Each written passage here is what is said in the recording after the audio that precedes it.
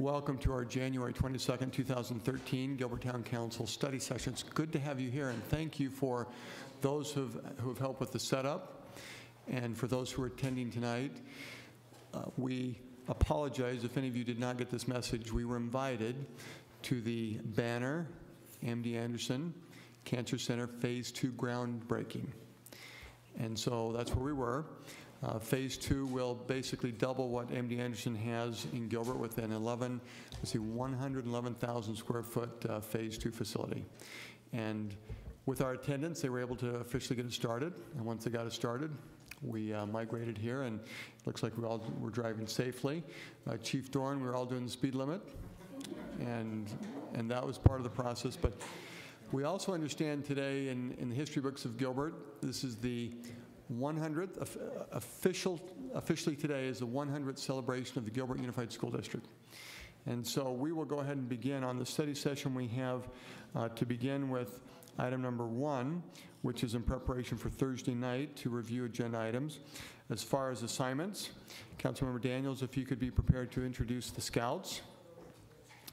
We'll look for an invocation. We don't have that assigned yet, and so potentially council member, but we'll still try and find someone else to have that opportunity. Agenda item number 2, the presentation. I assume, and I'll look for town leadership, we do not need a council member involved in the presentation of the audited financial reports. Is that correct? Okay. Agenda item number 3, Councilmember Peterson, if you could help with that proclamation on the School Choice Week. There is some information I was given to Councilmember Peterson that I'll make sure you have before Thursday night as to who will be attending to receive that. And then agenda item 3A, the recognition of Coach Minor Webster, his 700th victory. Councilmember Ray, do you think you could take that assignment? I'd love to, Mayor. Okay, thank you. The other items on the agenda, the consent calendar, I will begin with. Let's start with my left. Councilmember Cook, do you have some items that you wanted to discuss tonight in the study session? Not tonight. Councilmember Daniels? Councilmember Taylor? No, thank you. Councilmember Peterson? Councilmember Ray? Just want to talk basketball. Vice Mayor Cooper? No, thanks. Let's go ahead on agenda item 4. That's the one consent calendar item, and this does not need to be lengthy, but a quick summary I think would be helpful, and then I will mention why. Amy, please.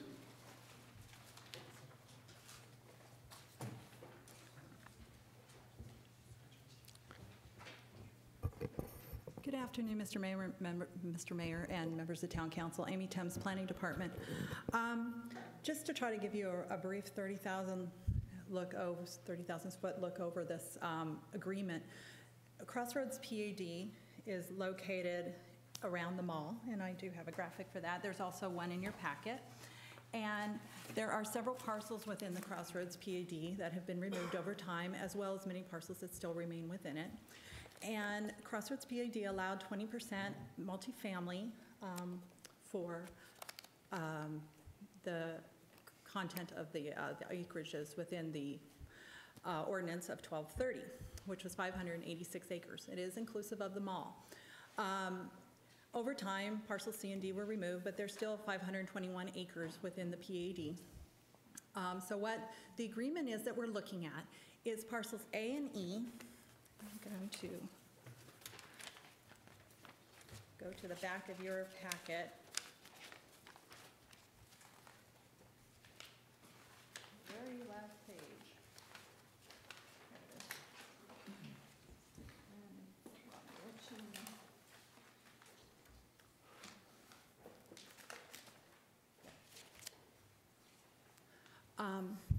And the owner of these properties is desirous of creating multifamily on half of parcel D and then restricting the amount of multifamily in parcels A and E. Parcel D was removed from the PAD because, if you'll recall, the Lutheran Hospital was at that location way back when in the late 90s, early 2000s. And it was a very site-specific development plan. And so to be able to develop on that property, it was removed from the PAD. but through deed restrictions and such, it is still being created, it's still being developed as part of the PAD. So this development agreement would restrict the amount of multifamily in parcels A and E to 25 acres within those two parcels combined, and 17 acres in parcel D, which would be on the far west side. What this would allow is restricting the amount of multifamily on these parcels, which are some of the largest vacant parcels still within the Crossroads PAD and around that area. So by doing that, I'm going to go back to the numbers now. By doing that, the original PAD allowed 117 acres, and there's still 104 acres allowed even if you remove parcels C and D. So if you combined what's available of vacant land in parcels A, B, D, E, F, and G, plus C, then you have a potential multifamily of 71 acres now, which is a decrease of potentially 46 acres. That's not to say we'd ever get necessarily 71 acres, but that's what's allowed under the PAD. So this agreement would almost reduce a little less than half the amount of multifamily that could be in and around the mall area. Now, there is a termination clause as part of this agreement. I bring that up because parcel D is not in the PAD any longer, as I said, and that it is subject to the restrictions under the regional commercial zoning category, which requires a use permit in order to have multifamily as part of a development. It is going through the use permit process. That is a public hearing process. It is totally outside of staff's hands as to whether that is approved or not.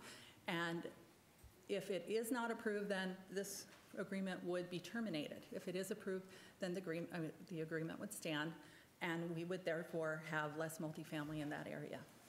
Does that explain it fairly well as a broad overview? Thank you. There were a couple of citizens that asked some questions, and that has now answered them for me. I'll be able to respond appropriately.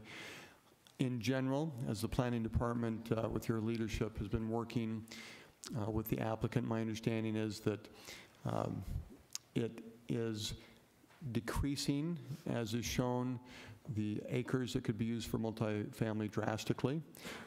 We're still giving some options, and at this point, as noted in the council packet, planning department is feeling very good about what is being presented. Correct. Thank you. We have, as a council, in general, not had discussion about public hearing items, but Amy is at the microphone. And I will also explain why I asked this question of Amy in just a minute. On agenda items 6 and 7, and it can be as short as 30 seconds, but if, just for the council, and a minute's fine, but for the council and also those attending from the public tonight, could you give just a high-level overview of 6 and 7? Certainly, Mr. Mayor. Items number 6 and 7 were brought forward by Meritage Homes. In fact, there were 3 projects coming together at the same time, and one was approved in December, if you'll recall, on the 20th. That was for Higley Manor. Nathan Williams brought it through. These are very similar. In fact, we went through Planning Commission with all 3 of them together. What it is they're requesting that the side setbacks be changed from 5 and 10 to 6 and 9, and that's for fire rating. The eaves were hanging into the side setbacks, and if you were in that 5-foot setback, you had a fire rate, and that was additional costs. And by actually going with setbacks that are 6 and 9, you actually have more separation between homes than you do with the side setbacks of 5 and 10. The other portion of the request is for accessory structures.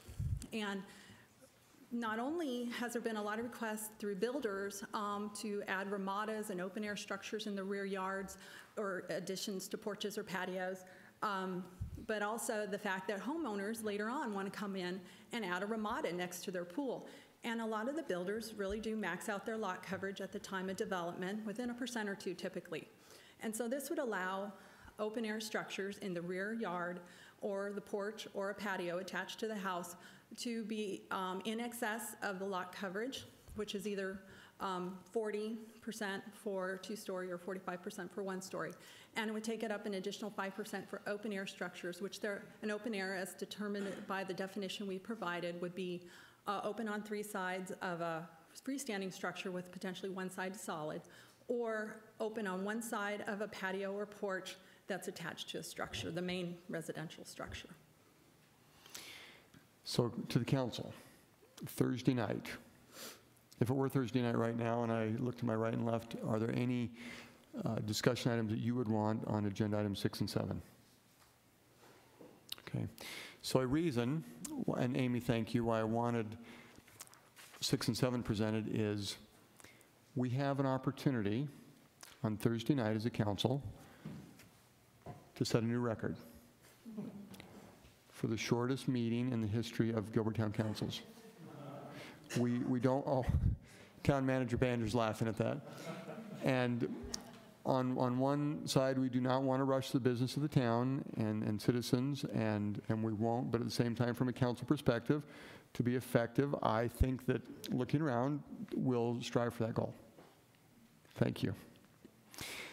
Now, Helga, we have communicated to our team members here from, and are we calling this the north area or the northeast? The north area. The north area, okay. From the north area to be here about 6 o'clock.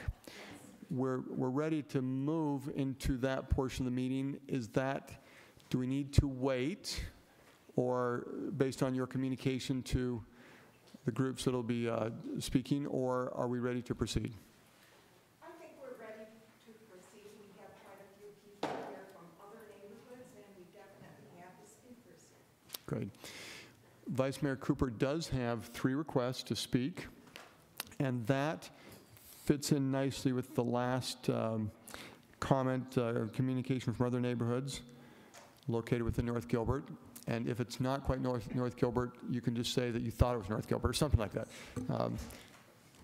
I'm watching Kelly closely on that, but and we're pleased to have you here. And so Helga, I understand that you will first be giving an overview of North Gilbert, and then we have several individuals that will be giving us a few more details, and we thank you. And Helga, please proceed. All right, thank you. Okay, first of all, this is our 3rd meeting with the different areas of the community.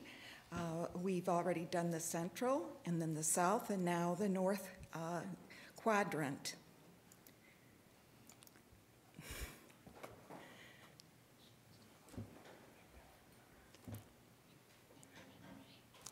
Sorry.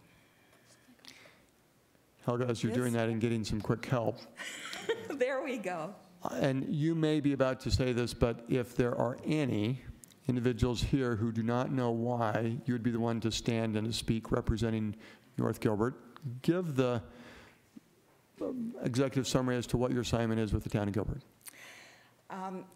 They all know the neighborhood services person since 1999, and everybody who is here that represents the neighborhood has been introduced to me, if not tonight, earlier. And I wanted to welcome everybody for coming, and I'd like to proceed. Thank you. Please, thank you. Now, in our north quadrant, we have 62 neighborhoods. We have managed to get contact information for 35. The 35 neighborhoods have the information regarding contact information, their phone, their emails, as well as their property manager, and some of them have their board members listed. Now, it's like the 3rd largest quadrant with over 15,000 parcels. The largest neighborhood is Val Vista Lakes with over 2,000. The smallest happens to be Windmill Acres HOA with 7 parcels. I have to say, I looked at a bird's eye view on a GIS map, and I have only seen 1 home, but they are still an official HOA with 7 parcels.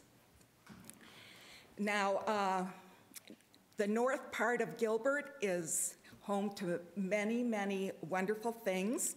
Highland High School is nationally ranked as a best school in the nation by U.S. News and World Report. And of course, we have our riparian preserve at Water Ranch. And it has been named by the National Audubon Society as an important bird area. And then we have our wonderful Southeast Regional Library and our Big League Dream Sports Park, which brings athletes from all over the country. Now I am finished speaking, and we will get down to business. Our first speaker is not Cheryl McCoy, it's Richard Andrews, and he will talk about Val Vista Lakes. Following will be Town Meadows' Kevin Bishop, and then Sonoran Vista, Mr. Mystery. Thank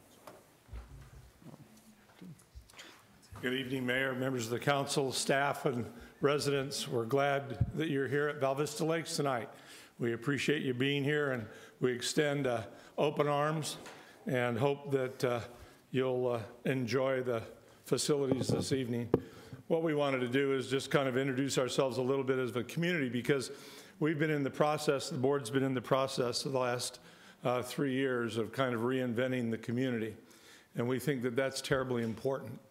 We think that as a community of about 6,200 people, that we need to be able to stand up, take care of the things that we've been responsible for the last 27 years, and then kind of build on that.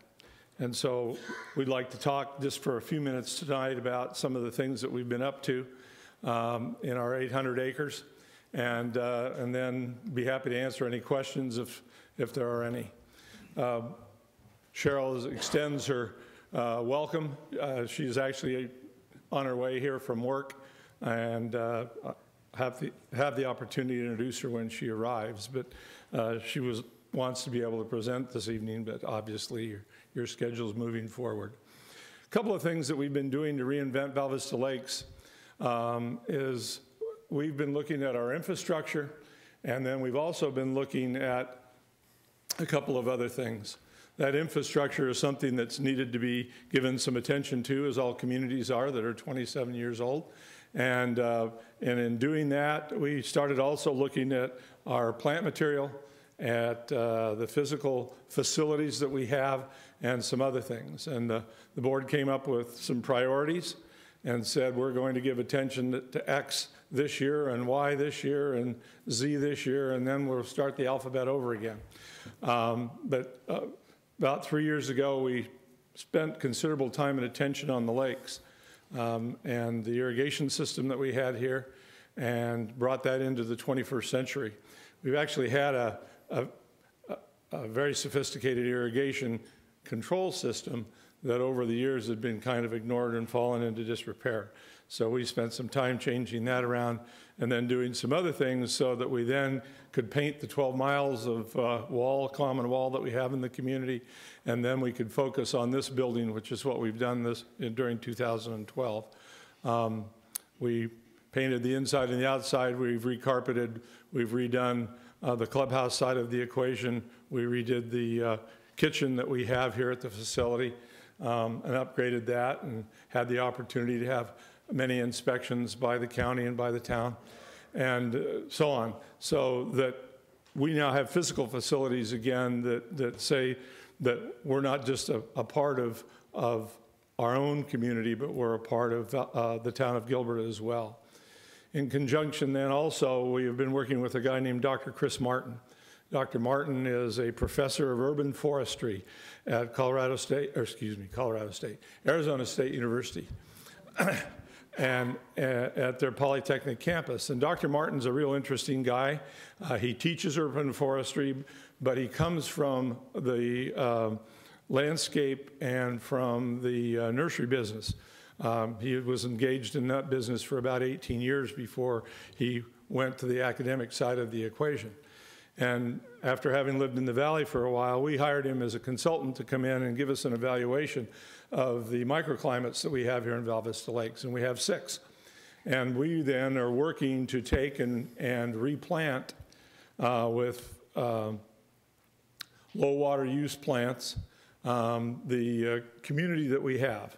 We did an inventory a couple of years ago of all the plant material with GIS, and we've identified 4,506 trees with 38 different species. And we are in the process of taking those and starting to build on that base so that in the next couple of years, as we aggressively plant somewhere in the neighborhood of 200 to 300 trees a year, that we'll then have the opportunity to be able to relush Val Vista Drive and put some canopy trees that won't be very big canopy trees when they start, but in 5 to 7 years, they'll look like something. And doing a number of other things that are going to give us the opportunity to be able to participate in what Dr. Martin and others around the country have been working on, which is SSI. And SSI is called Site Sustainable Initiative. And the SSI is to the nursery and the plant industry what LEEDS is to the building industry. So Val Vista Lakes wants to be the 27-year-old poster child for SSI. We want to be the place where when Dr. Martin gets a phone call and he says, well, and somebody says, well, who's doing something about that they come to our community and they can see that we're doing something about it. So that's kind of the place where Val Vista Lakes is. We've been working very hard, as I said, to take care of some of the infrastructure, particularly as it relates to the irrigation system. We converted our entire irrigation system adjacent to all of our walls from pop-up sprinklers, which was old technology, to drip technology.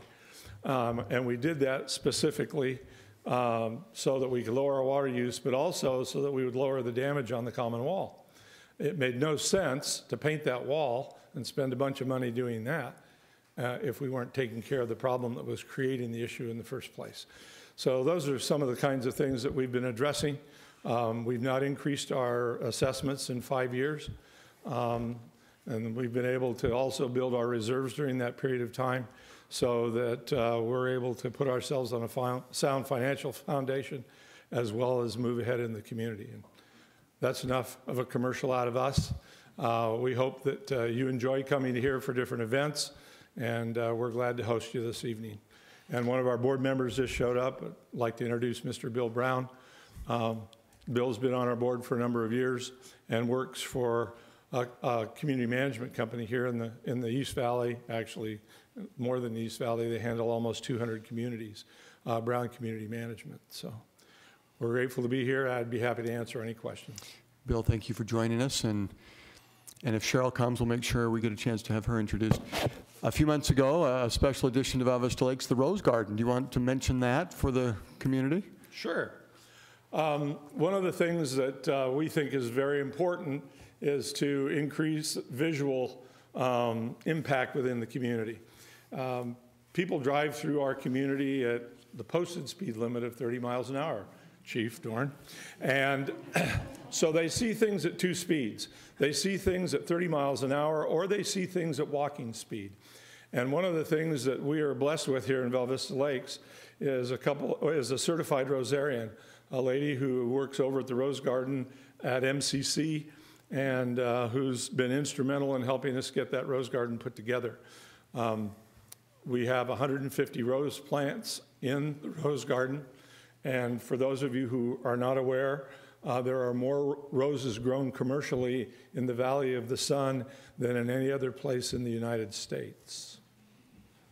If you go out west of the 303 and down towards the community of Maricopa, you will see acres and acres and acres of roses that are growing. And that's because they're grown here and then they're shipped to different parts of the country. We had a person come to the Rose Garden dedication, Mayor, who said, "Can you really grow roses in Arizona?" Yes, we really can. Anyway, we're glad to have that as an addition, as a color spot to kind of highlight in the community.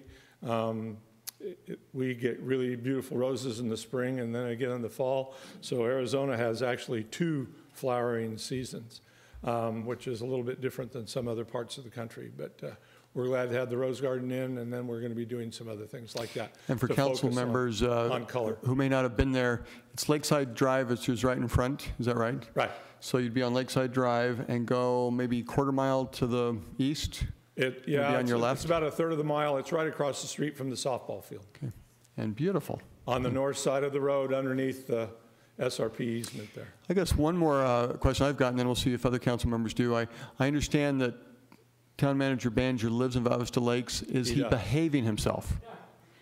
Well, we didn't want to have to make a public report this evening, so we'll restrain ourselves in the interest of time. Okay, thank you.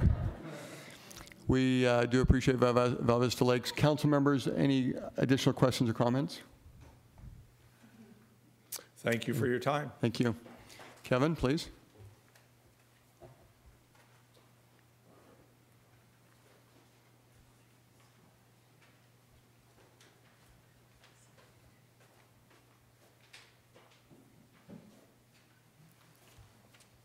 Good evening, Mayor Lewis, council members, and staff.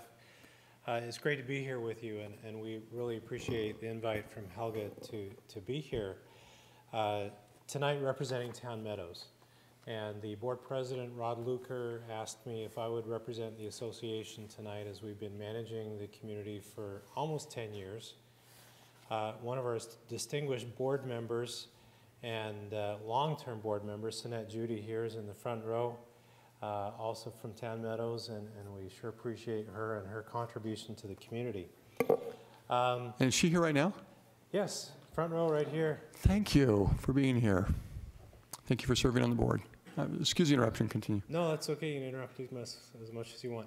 Now, some of you might be disappointed that I'm here this evening without pictures, because many of you have been subject to my pictures over the years. No pictures tonight, Mayor Lewis. Next time, I promise I'll bring some of. But we do have the privilege of managing a number of associations in North Gilbert. Higley Groves is another one of those distinguished communities that's in this area as well. Particularly Town Meadows. Town Meadows is 26 years old, almost as old as Val Vista. Our unit count is 591. It's unique in that it was built kind of before this whole concept of having common areas along the roadways that belong to the association. So even though we manage probably about a mile worth of common area that is on Guadalupe and Houston, none of it belongs to us. And so over the years, we have refurbished that. In the last 10 years, we've kind of taken upon ourselves to refurbish the entire community. And so at that point, when we became involved, it was about 16 years old. And so we have replaced all of the playground equipment, the park equipment. There's a large 4.5-acre park right in the center of the community. And that's kind of the hub of the community, and in many ways, a really great design. And so just as a little marketing standpoint, we've got my good friend Richard Beat, and we haven't increased our assessments in 10 years. And the association dues are at the lowest I've heard of in $50 a quarter. And so if you're looking for a great community to move into with very low assessments and a wonderful board of directors, it would be Town Meadows. So with that $50 a quarter, it's kind of like the loaves of bread that have just multiplied. We've been able to do some wonderful things. We completely refurbished Guadalupe Road and replaced all of the landscaping along Guadalupe.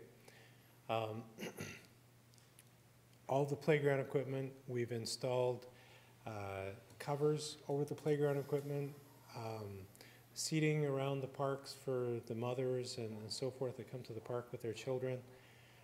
We've installed a large Ramada for family parties that has 6 handicap picnic tables in it for community members to come and have their parties in. It's also lighted at night so that they can come and we can call the police on the teenagers that are in the park at night. No, I'm just kidding. But also, we built a full-size basketball court with adjustable height rims, and it's really become a really neat place to be. We've installed energy-conscious lighting that is solar lighting to help to light the park so that it's safe, so that people can come and play there. We haven't been damaged by the housing crisis all that much, really. The association has always been liquid, has always been able to meet its bills, always been able to enhance the community as needed. So Town Meadows, even though it's a 26-year-old community, is flourishing. And I think as you drive through there, if you don't look at the roads and see the alligatoring or anything like that, you look at the community and go, wow, this does not look like it's a 26-year-old community. Some of the challenges that we've been facing is a little bit our infrastructure. Because we are 26 years old, some of the roads are starting to alligator pretty good. And so we've got some street issues in the community. One of the most significant issues that the homeowners in the south end of the community deal with is parking. And I'm not sure if you know where Town Meadows is, but it's right across the street from Highland High School. And it's between Recker Roads and Power Road. And so the folks on the south end of our community have an inundation of cars every day that they're school. And so many homeowners are unable to actually get to their home sometimes. And the town has been helpful in installing some no parking signs, but we find that quite often what happens is it's the homeowners that are getting the tickets for no parking. And so one of the things that we could use help with from the town is relooking at that situation. And an idea that was actually suggested by one of our board members was considering a permit process for parking like is used in many other places, where the homeowners actually get a permit to park their car or cars on the street, and then it's the other vehicles that might be ticketed, because in our observation, most of the other vehicles are high school students or such, because the high school has dramatically increased their parking fees. So rather than pay the parking fees to the school district, they just walk a little bit further and park in our community. And so the board president and vice president asked me to convey their thank you to the council for the support that we've got over the years and for your dedication and the wonderful job that you're doing. We thank you. Thank you. Kevin, the item you mentioned, you said there is some dialogue.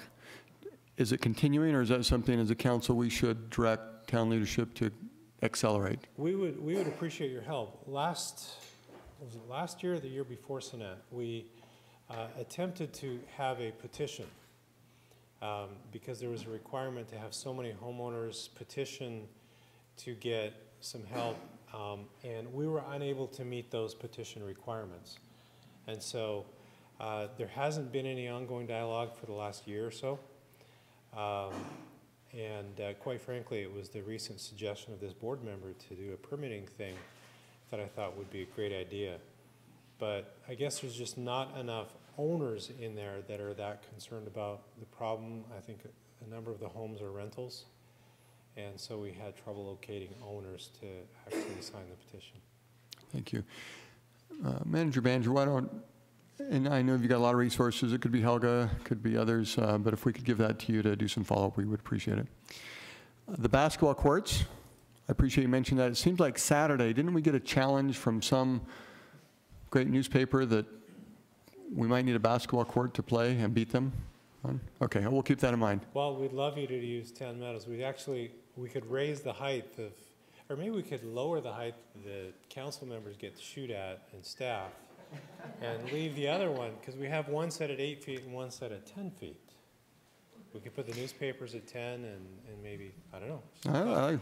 So, and to the council, I think you realize that one member of our council has very sharp elbows from playing basketball, and she happens to be right there. You can leave it at regulation. Okay. Yeah, there you go, yeah. Could dunk over these guys, right? Thank you. For Kevin, other questions or comments? As far as parking, other than, as you said, on the day-to-day where there might be high school students not wanting to pay the fees and they're going to the north, I would assume, and this is from prior years at graduation, that other than maybe the high school graduation at Highland High School, that nighttime doesn't have that problem. Is that correct? No, nighttime, it's everybody coming home with their trailers, but, Okay. yeah, so nighttime, we really don't suffer the issue that much. It's mostly during the school hours. Okay, thank you. Thank you, Kevin. Thank you. Darius, this is great. I know Darius, and I see this wonderful business that has a Shell sign on it at the southwest corner of Lindsay and Ray, and all of a sudden here you're talking about Sonoran Vista, so please. Good evening, Mayor. Good evening, council members, staff, and fellow residents. Sonoran Vista is a small community that sits right behind the Val Vista Post Office, so everybody can get a picture of where it is. It's a very small community, about 177 homes. 15% of the homes are 3,000 square feet and up, and 85% of homes are under 1,800 square feet. The first home was occupied in about 1997, and it has a small park area with a table, barbecue, armada, and a small play area. It's a very small community, and the challenges that we face are because it's a high turnover for smaller homes, as most of the homes are starter homes. There is a high number of rentals, which makes different sets of challenges for the CCNRs. There are quite a few number of homes in bankruptcy, bank sales, which impacts our budgeted income for the association, and the high and rising cost of landscaping, tree trimming, and very low tolerance, because most of the properties are rental properties, so if we raise the dues, many homeowners don't see any perceived advantage in increasing the HOA dues. So those are some of the challenges that we face, because it's a very old community. The Ramada is old and needs to be replaced. The playground is old and needs to be replaced, and needs some attention. Thank you. Thank you. Any And questions?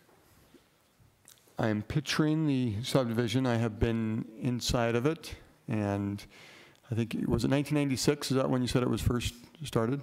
I don't know which year it was started. Kevin probably could help me. Yeah, it was 1995. Okay.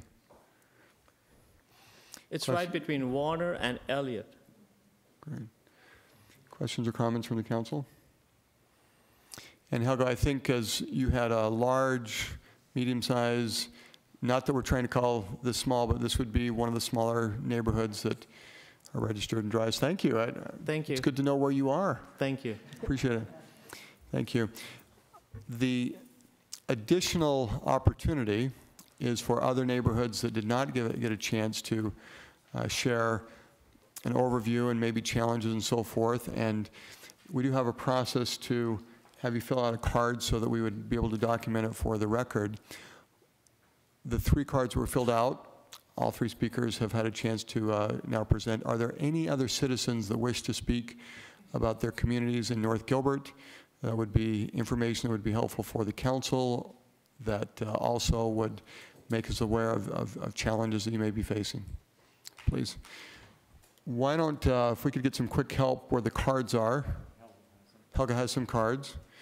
While you fill out the cards, and then we'll have them presented to Vice Mayor Cooper, we do have several, in addition, you see the names of the town council members. And we'll try and make sure we have a few minutes when we conclude to get a chance to greet and thank you. We also have town leadership here, and we have at least 3 members of the town leadership that are in front of a microphone. The rest are not, and maybe we'll just have you stand and loudly state your name and the area that you're part of at the town of Gilbert. So, Mark, if you could just start for the 3 right here. Good evening. My name is Mark Skosipik. I'm Deputy Town Manager. I'm Kelly Schwab. I'm one of the town attorneys. Lisa Maxwell, Deputy Town Clerk. Thank you. And Gabe, let's start at the right and just continue around. Gabe England, the interim Development Services Director.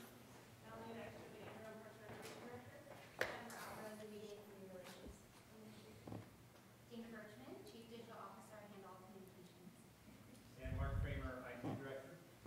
Dan Henderson, Economic Development Director. Tim Gore, Police Chief. And let's see, maybe Kelly or Linda. Oh, Gardenia, please. Gardenia Longevity, Digital Journalist. Thank you. And Kelly? Kelly Patton, Economic Development Manager. Linda Edwards, Interim Planning Manager. Kyle Harris, Development Services. Mark Horn, Interim Public Works Director. So that's Team Gilbert. And, oh, please. Jessica. Kathy. Oh, and Kathy.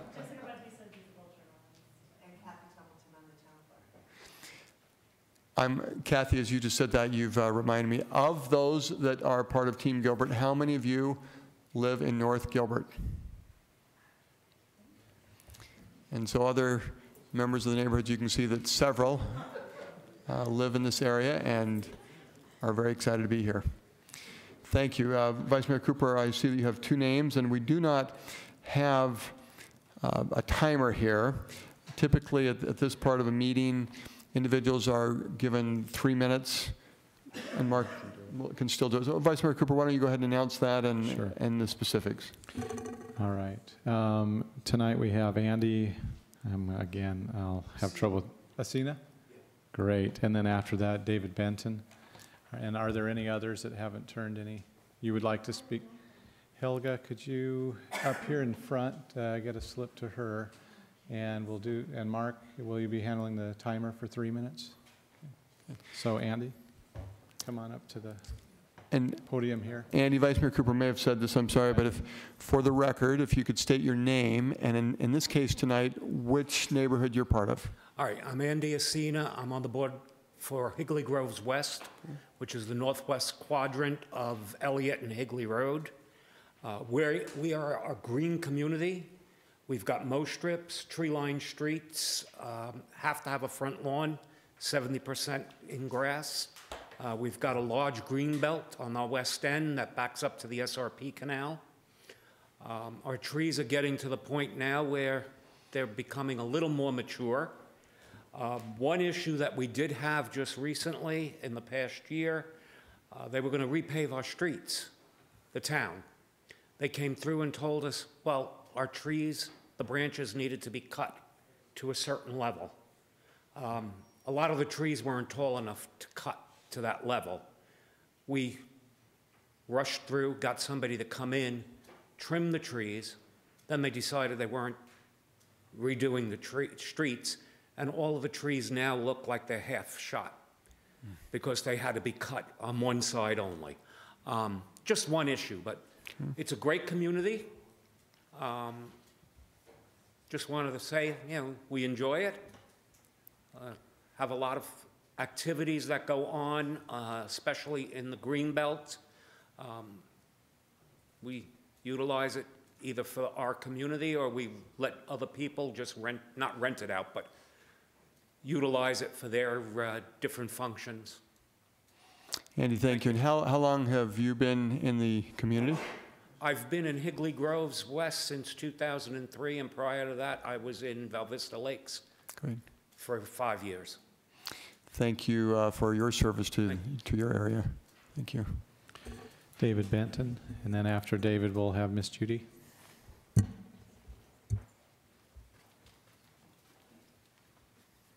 Yes, I'm David Benton. I'm on the homeowners board of the White Fence Farms subdivision, which is it's north of Guadalupe, east of the Eastern Canal, just north of where the fire station is there. And this subdivision was built in 1978, and I moved in there in 1979. So, and at that time we were a county island. When they built the fire station, our subdivision opted to join the town at that time rather than hold out, and so we became residents of the community at that time. And initially, 10 years, we have no common property. It's just it's a large acre lot subdivision with wide streets, and we have common irrigation ditches which we have to share and maintain. And we initially had no homeowners dues for 10 years. Then we had $50 a year, which is a little less than Town Meadows. And then a couple of years ago, we finally raised them to $20 a month. So I guess we're a little above them, but we only have 80 homes.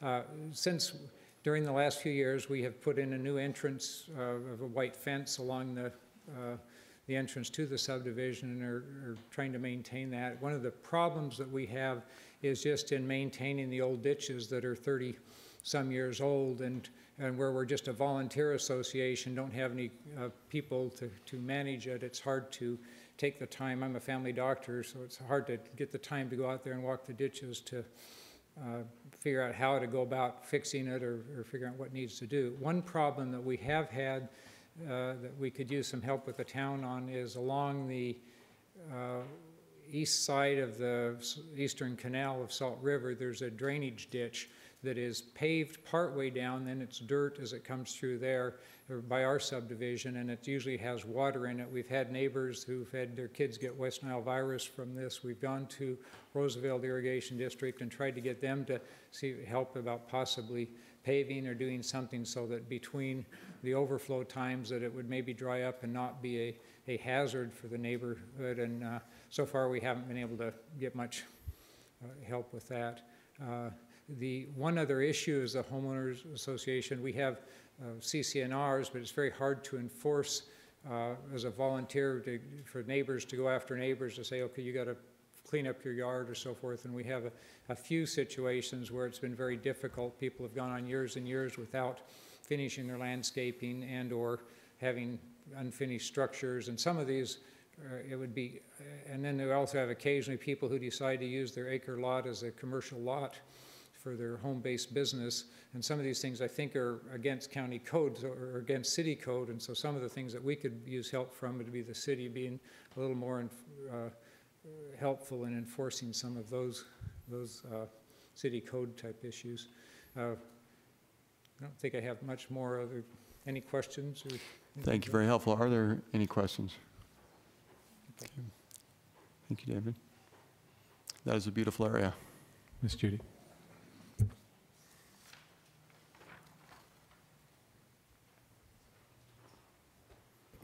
I've been in Town Meadows for 18 and a half years. Could you tell us your name? Sanette Judy. Thank you. And I've watched it grow. And when I moved out there, there was no way to turn on Wrecker. I mean, if it wasn't the porch light at the end of Wrecker Road at night, I wouldn't even know where to turn. But now there's the AT Stills and the YMCA out there, and a semaphore on the corner. Great. But there is still at Town Meadows Elementary and the Sun Valley Church, the lighting, the street lighting is set back and is not at the entrance. And I've, in the past, I've called and asked, can't we paint some white lines coming from Baseline? There's the left-hand turn lane in the road now since the road's widened and painted, and I can find my way at night. But coming from Guadalupe up to find my way to where to turn, my daughter had to teach me, look for that sign that, you know, and so I've learned to watch that. But it would really help if we could put white reflective paint on the curbs, or I asked if we could paint something up on the elementary school that said, so that you can see, yeah, that's where the street is, at the entrance of San Angelo. That's been a hard thing. I don't know why the street lights were set back from the corner so that it's hard to light, but couldn't we do a little paint or something to make it easier to see that turn? It'd be a safety factor. Thank you. Now, to representing town leadership, Mark, do you feel like you had enough information there for some follow-up? Thank you. No record. Thank you for that suggestion. Vice Mayor Cooper, any other requests? No, Mayor. Okay, I don't thank have you. any others. Well, to the town council, we'll end in just a moment, and then that'll give us a few minutes to still have some dialogue. Bill, did Cheryl make it yet? Cheryl McCoy? Okay. She's one of the board members that Richard had said was hoping to come. The two or maybe just one or two quick items still in preparation for Thursday. So Thursday night, as a reminder to the council, an executive session begins at 5:30, and then we have Student Citizen of the Month at 6:30. In the month of February, Councilmember Daniels will not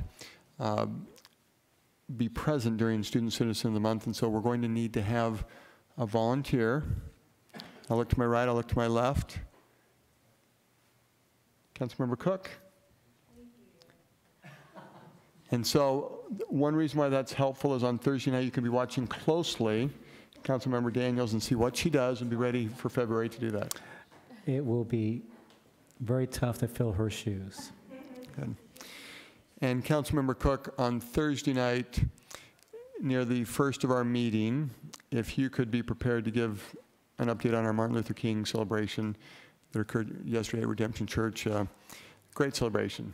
And I'll wait for Thursday night on that. I will say, and Helga, with tonight for the council, Saturday was, and this occurs every 6 months, the new resident social. And that was held last Saturday, and we had new residents from, I think the farthest distance was Connecticut. We had 2 from Connecticut. And the shortest distance, I don't know if it was Mesa or Tempe, but a great event, and I always enjoy getting a chance to ask our new residents, similar to some of you, where you've been here 30 years or 18 years, 10 years. Most have been here within a year, and one was here 12 days. She was the shortest distance, and they have very positive comments to say what they've heard about Gilbert and are anxious to be here, and it's a great way to welcome them. And so for those neighborhoods tonight who are here representing North Gilbert, you're a key part of Gilbert. And we thank you and appreciate all that you do to build the community and feedback that you continue to provide. And part of a reason for doing a study session every quarter in different parts of Gilbert is so that we can come out and be with you, see firsthand some things that are happening, and to make sure that you know who the town leadership is so that you can make contact in the future. To the council, is there anything else that we missed? I was going to do this, and then I talked to Councilmember Ray and decided maybe I didn't have full support, but Patrick's not here. This is a 49er town. And I guess I won't proceed with an official proclamation to do that, but Town Manager Banjer is cheering for this team called the Ravens, but it's something just because the Giants won the World Series, he doesn't want another San Francisco team to win the football, and we'll get him over that, and I think the 49ers will prevail. But to the council, we'll adjourn the study session, and we will see you on Thursday night. Thank you.